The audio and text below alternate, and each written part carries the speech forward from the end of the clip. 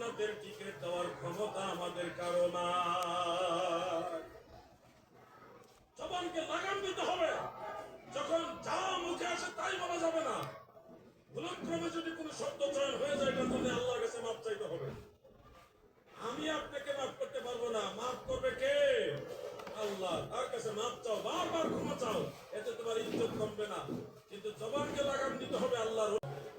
বলি আল্লাহর বাংলাদেশ, শহীদ গাজীর বাংলাদেশ, শাহজালালের বাংলাদেশ, এই শাহপরানের। আপনাদের চট্টগ্রামে আরেকজন আল্লাহর ওলি আছে, হযরত শাহ